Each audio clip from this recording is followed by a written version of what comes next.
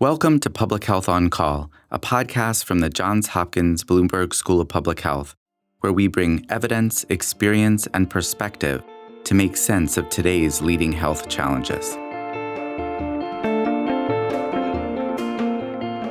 If you have questions or ideas for us, please send an email to publichealthquestion@jhu.edu. That's publichealthquestion@jhu.edu for future podcast episodes. This is Lindsay Smith-Rogers, producer of Public Health on Call. Today, a topic we read about but may rarely think about: youth in the juvenile justice system. Sam Abed is the acting director of the Department of Youth Rehabilitation Services in the District of Columbia. He speaks to Dr. Josh Sharfstein about the role of juvenile justice, not in punishing, but in supporting young people. Let's listen.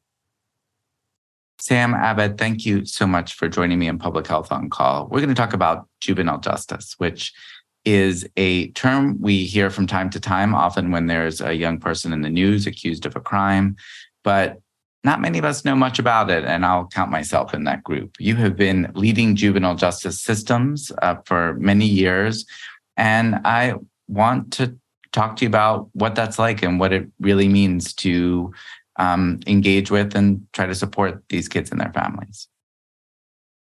Well, I appreciate you having me on, Josh.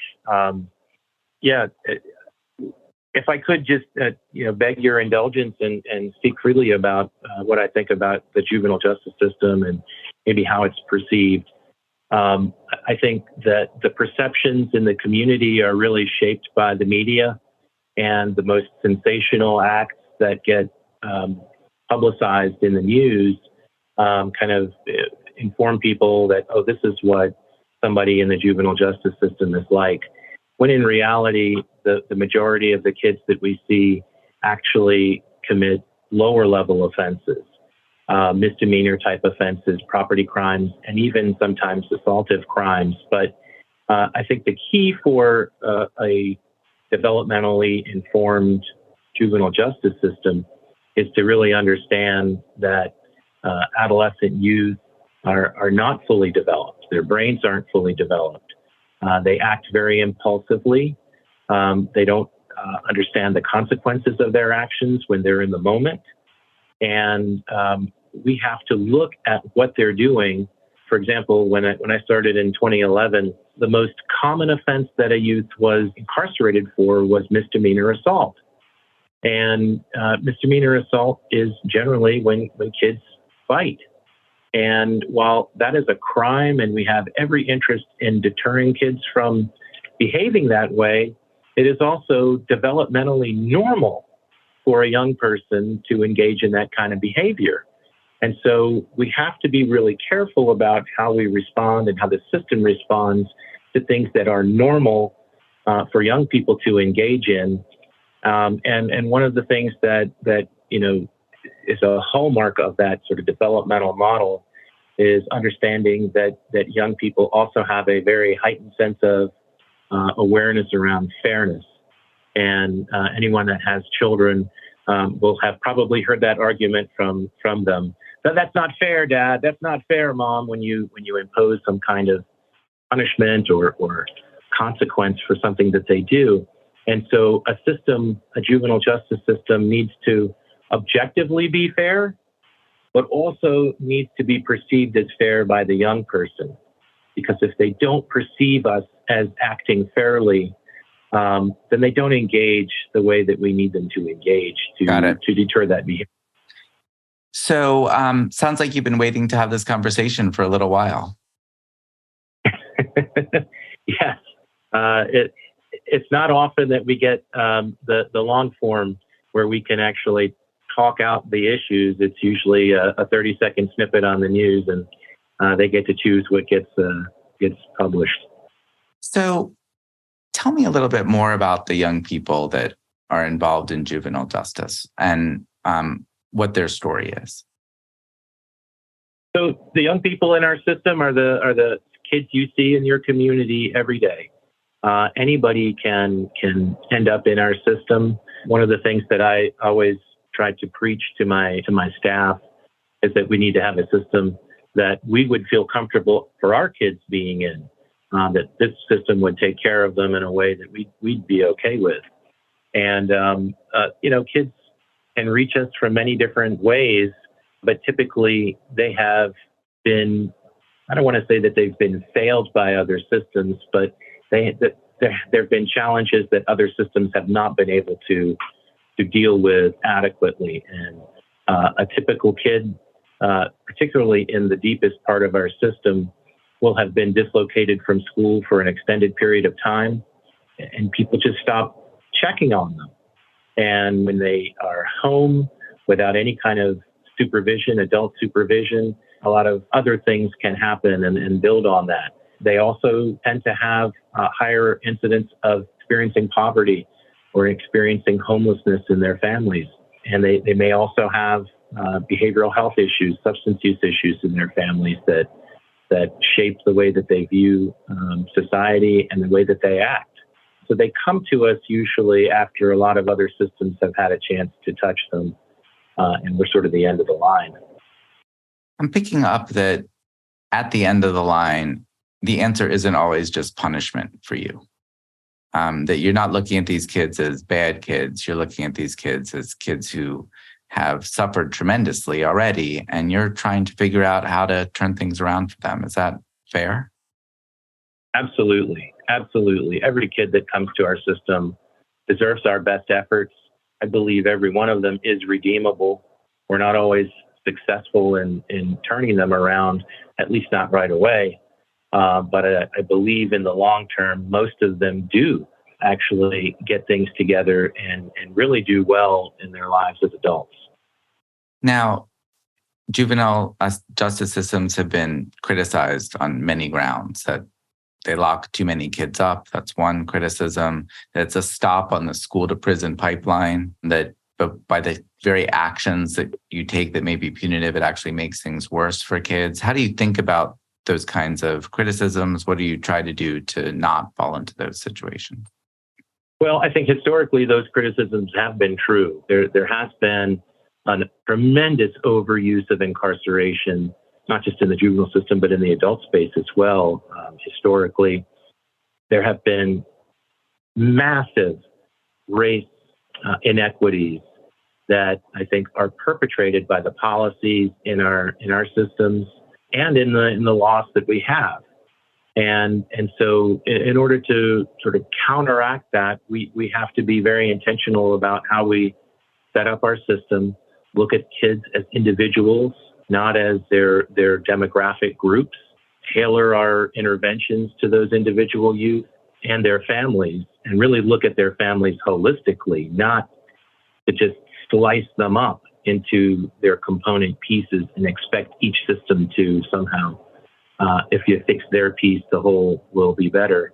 It really just doesn't work that way. So we have to collaborate with our partners behind the scenes and make the services more seamless to the family rather than asking the family to access all the different services. Is one of the things that you're saying that you're not just looking at the child, you're looking at the family, and that you want to see the family thrive, not just the child? Absolutely. I don't think the child can make it unless their family is thriving as well, because that's their support system.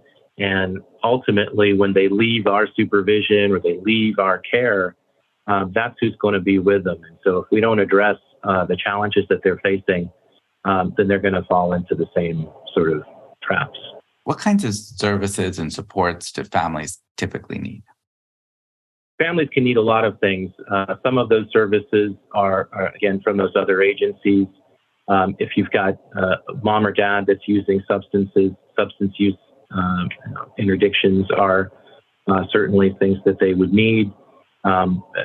Poverty is a huge issue, so getting financial assistance and benefits, food assistance. And then also there may be a history in their family of trauma and abuse that gets passed down generationally. And so interventions like functional family therapy and multi-systemic therapy, these are kinds of behavioral interventions that we can bring to that family to try to unpack those historical issues that they're seeing and try to remedy them.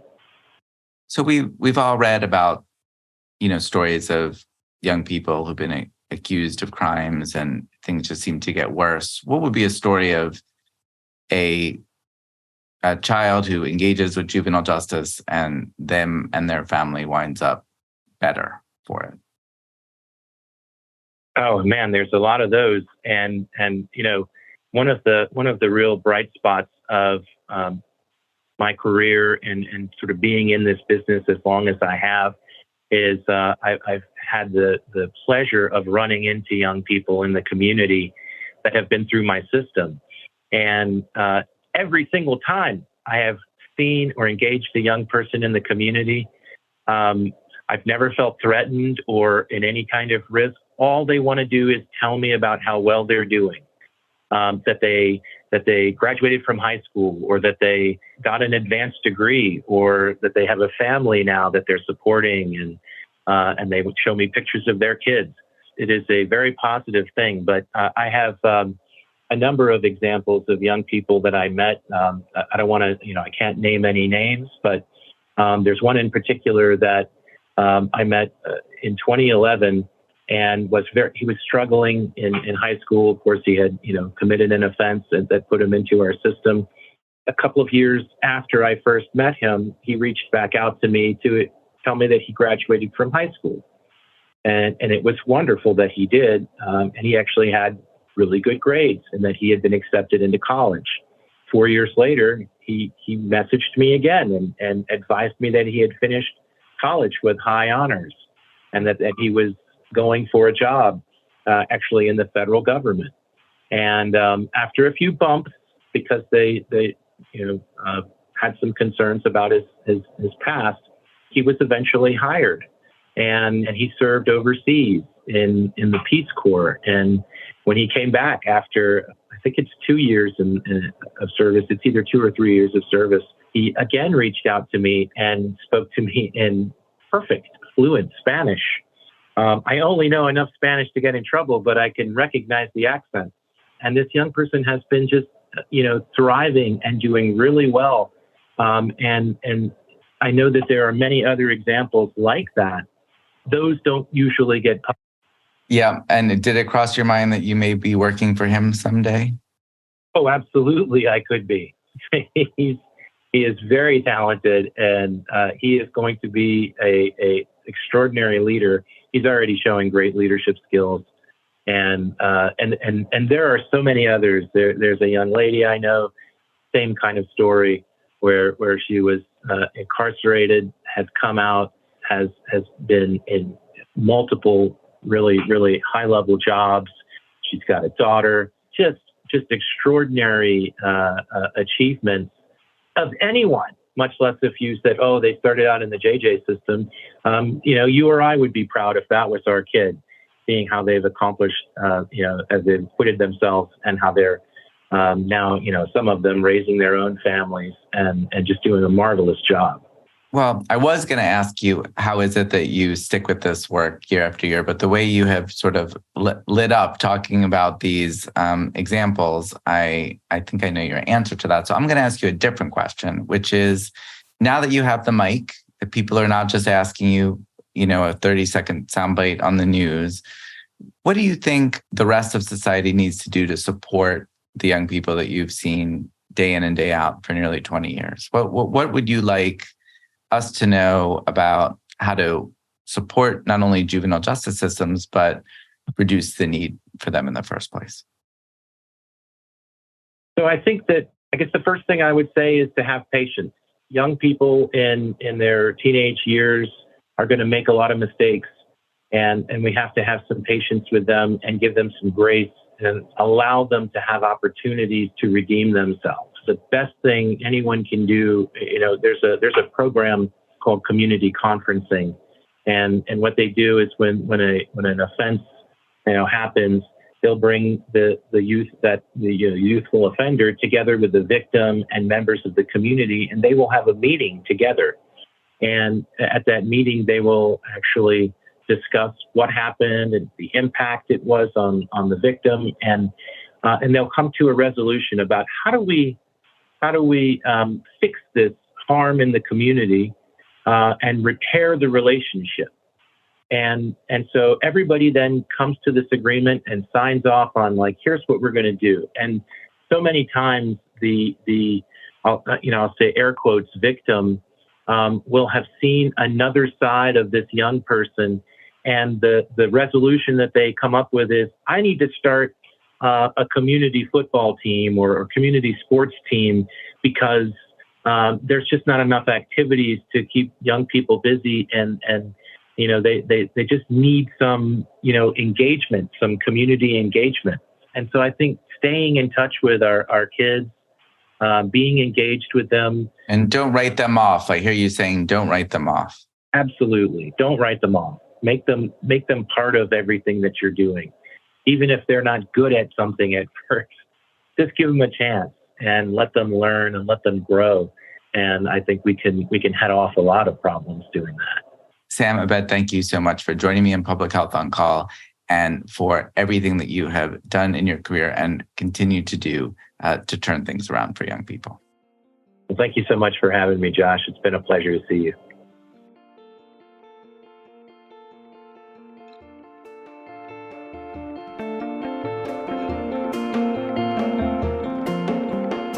Public Health on Call is a podcast from the Johns Hopkins Bloomberg School of Public Health, produced by Joshua Sharfstein, Lindsay Smith-Rogers, and Stephanie Desmond.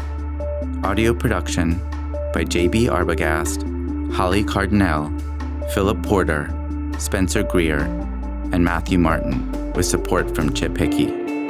Distribution by Nick Moran. Production support from Catherine Ricardo. Social media run by Grace Fernandez and Shian Briscoe. If you have questions or ideas for us, please send an email to publichealthquestion@jhu.edu. That's publichealthquestion@jhu.edu for future podcast episodes. Thank you for listening.